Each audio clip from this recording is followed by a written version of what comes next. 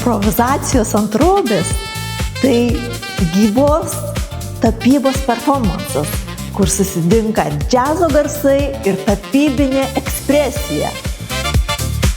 Tai veiksmas, kur svarbiausia akimirka, emocija ir laisvė. Performanso prasmė yra parodyti, kaip gali gimti menas iš improvizacijų, iš spontaniškumo, iš originalumo, iš patyrimo čia ir dabar.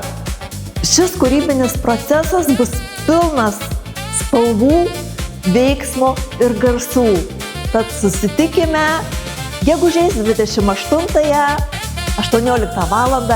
Pilies kiemelyje.